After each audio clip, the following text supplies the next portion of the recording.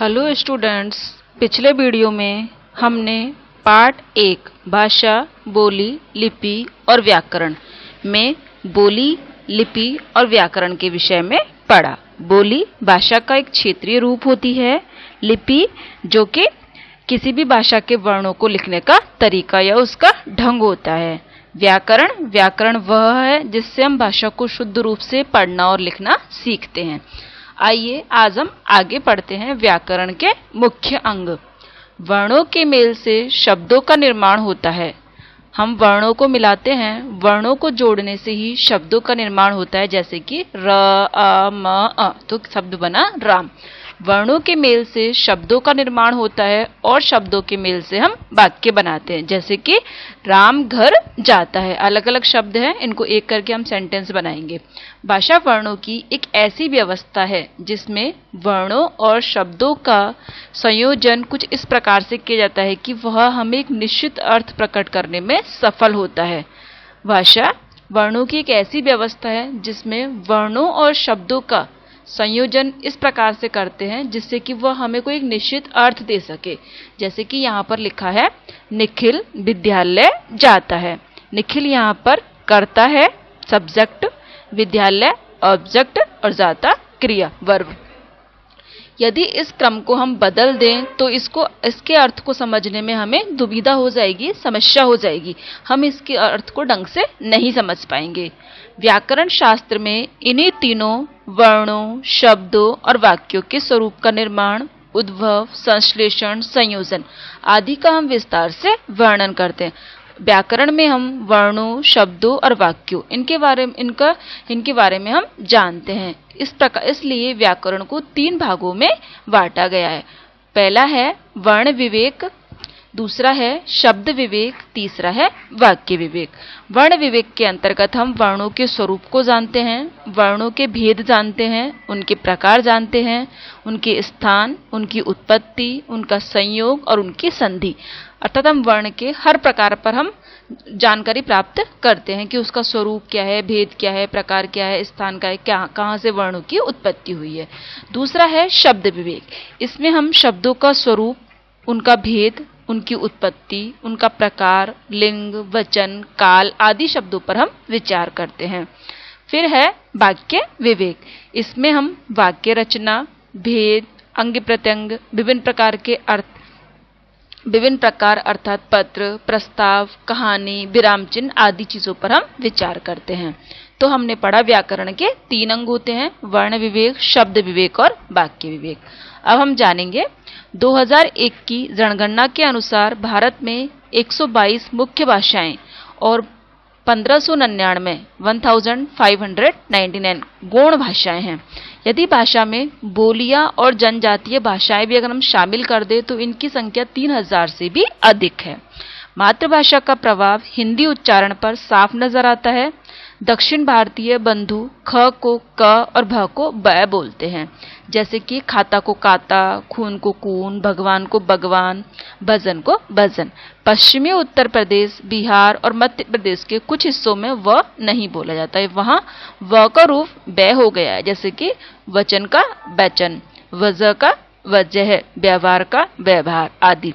श और स के उच्चारण में तो अनेक बदलाव देखने में आते हैं। इनके स्थान पर वो स बोलते हैं। जैसे कि शीर्षक को शीर्षक, शिखर को शिखर, षटकोण को षटकोण, षष्ठी को षष्ठी। पश्चिमी भारत, गुजरात आदि में ऋष्व स्वर, छोटे स्वर को दीर्घ स्वर बढ़ा करके बोलते हैं। जैसे कि किन को कीन, किला को कीला, दिन को दीन। हर बोली और भाषा की लिपि हो यह जरूरत आवश्यकता नहीं है। अब हम अभ्यास देखते हैं। पहला अभ्यास है सही विकल्प पर सही का निशान लगाइए। पहला क्वेश्चन, कौन सा कथन भाषा को परिभाषित करता है? अर्थात भाषा जो हमें 4 सेंटेंस दिए हैं इनमें से कौन सा कथन भाषा की डेफिनेशन को बताता है? भाषा विचारों के आदान प्रदान का साधन है, भाषा अपनी प्रशंसा करने का साधन है, भाषा दूसरों को प्रभावित करने का साधन है, भाषा रोजमर्रा के काम करने का साधन है। तो इसका आंसर होगा क। भाषा विचारों के आदान प्रदान का साधन है। सेकंड है आपकी पुस्तक भाषा का कौन सा रूप है? हमारी पुस्तक भाषा का कौन सा रूप है? हमारी पुस्तक भाषा का लिखित रूप है, क्योंकि लिखित भाषा के अंतर आता है लिखना और पढ़ना। थर्ड है व्याकरण से हम यह सीखते हैं। क्या सीखते हैं हम व्याकरण से? मातृभाषा, चित्रात्मक भाषा, भाषा का शुद्ध रूप, भाषा की लिपि। व्याकरण से हम भाषा का शुद्ध रूप सीखते हैं। अंग्रेजी भाषा की लिपि कौन सी है? अंग्रेजी भाषा की लिपि रोमन है। नेक्स्ट है भारतीय संविधान के अनुसार भारत में कितनी भाषाओं को मान्यता प्राप्त है? इसका आंसर होगा 22। हमारे भारतीय संविधान में 22 भाषाओं को मान्यता प्रदान की गई है। अब है उचित शब्द के द्वारा रिक्त स्थान को भरिए। पहला है परिवार से सीखी भाषा को क्या कहते हैं? मातृभाषा कहते हैं। सरकारी कामकाज की भाषा कौन सी भाषा कहलाती है? राजभाषा। सरकारी कामकाज की भाषा राजभाषा कहलाती है। ध्वनियों का लिखा गया रूप वर्ण कहलाता है। ध्वनियों को जो हम लिखते हैं तो उसका लिखा गया रूप वर्ण कहलाता है। वर्णों के मेल से शब्दों का निर्माण होता है। वर्णों के मेल से शब्दों का निर्माण होता है। नेक्स्ट है हिंदी भाषा की लिपि। हिंदी भाषा की लिपि कौन सी है? हिंदी भाषा की लिपि देवनागरी है। अब है क्वेश्चन नंबर 3। सही कथन के आगे सही और गलत के आगे हमें गलत लगाना है। फर्स्ट क्वेश्चन है भाषा के 3 रूप होते हैं? नहीं, भाषा के 2 रूप माने जाते हैं, मौखिक और लिखित। सांकेतिक रूप को व्याकरण में स्थान नहीं दिया गया है, तो भाषा के 2 रूप होते हैं। इसका यहाँ पर आएगा रॉन्ग। सभी भाषाओं की लिपि देवनागरी है? नहीं, सभी भाषाओं की लिपि अलग अलग होती है। थर्ड है 14 सितंबर 1949 को हिंदी को राजभाषा के रूप में मान्यता मिली? हाँ, इसका आंसर है यस, सही। शब्दों का विश्लेषण करना बोली कहलाता है? नहीं, शब्दों का विश्लेषण व्याकरण कहलाता है, तो यहाँ पर आएगा रॉन्ग। अंग्रेजी भाषा भारत की राष्ट्रभाषा भी है? इसको यहाँ पर आएगा नहीं, भारत की राष्ट्रभाषा हिंदी है। अब है निम्नलिखित में भाषा के रूप बताइए। मोबाइल पर गाने सुनना यह भाषा का कौन सा रूप है? सुनना और पढ़ना यह भाषा का मौखिक रूप है, तो यहाँ पर क्या आंसर होगा? मौखिक। ट्रैफिक सिपाही का यातायात को नियंत्रित करना यह भाषा का कौन सा रूप हुआ? यह हुआ सांकेतिक रूप। वाद विवाद प्रतियोगिता, इसमें भी बोलना और सुनना होता है, तो यह मौखिक हुआ।